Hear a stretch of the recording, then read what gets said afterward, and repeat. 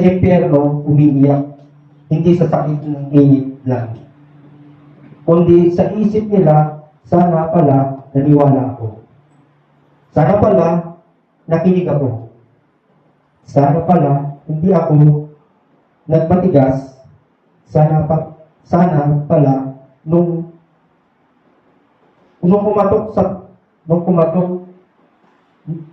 nanihaya akong magsimba at tanggapin ang Panginoon sa buhay ko, sana hindi ako nagyabang.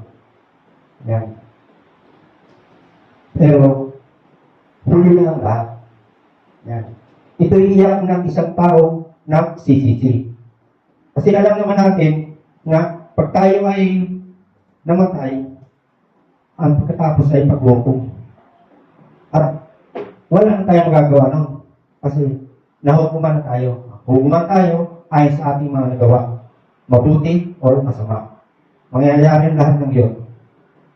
Kaya tinanong mo ko kanina kung naniniwala ba tayo sa impyerno.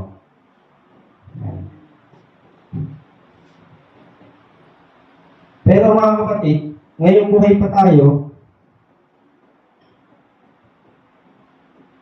ngayong buhay ka pa, may pag-asa pa, may pag-asa pang tanggapin si Jesus sa buhay at talikuran ng inyong mga kasalanan. So, nandito na yung pagkakataon natin.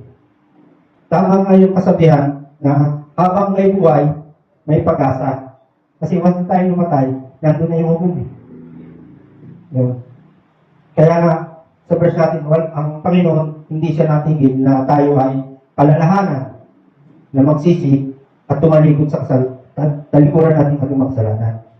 Kahit nung panahon pa ni na John the Baptist, di ba? Kung gaano si John the Baptist na papayag na nanunulit sa mga dating mga apostol dating mga pero na tinutugis na pinapalalahan niya na magsisi.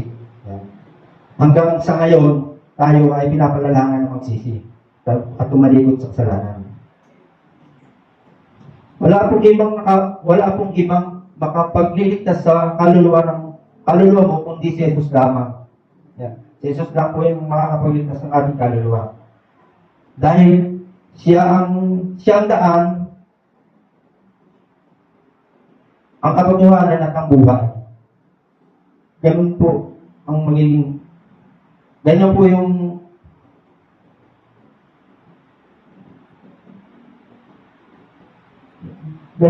ganyan po kahalaga ang ating buhay sa Panginoong Jesus, sa Panginoong Diyos. Dahil kung gaano niya po tayo kamahal, pinagkaloob niya yung kanyang anak para tayo ay maligtas. At siya po yung nagsakripisyo sa krus para tayo ay maligtas. Siya ang nag-ampon ating mga kasalanan. Yan po. Kaya, kung wala sa buhay natin si Jesus, huwag tayo mag-expect na tayo ay makakarating agad sa langit. Kung wala ang Diyos sa ating buhay, at hindi tayo naniniwala sa Kanya, na siya yung nagsakripisyo para sa atin, hindi tayo makakarating sa Panginoong Diyos. Dahil siya nga yung daan. Yun po. Kaya, maniwala po tayo na ang impyerno ay totoo.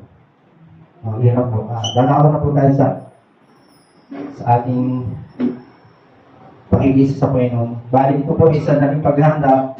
Galit na tayo pinapalalahanan ng Panginoon.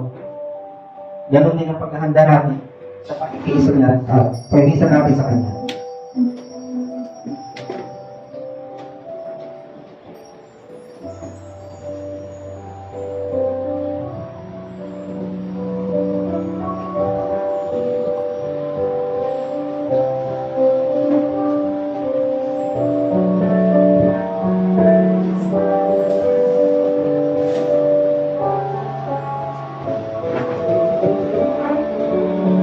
Sapagkat ito ang puro na tinanggap ko mula sa Panginoon at ibinibigay ko naman sa inyo.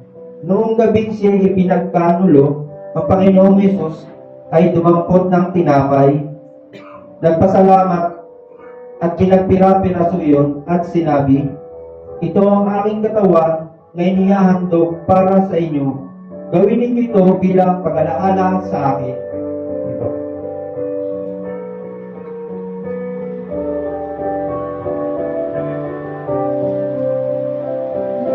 Matapos maghapunan, lumapot din siya ng kopa at sinabi, ang kopang ito, ang bagong tipan na pinagtibay ng aking dugo. Tuwing inumin ninyo ito, gawin niyo ito bilang pag-alaala sa akin.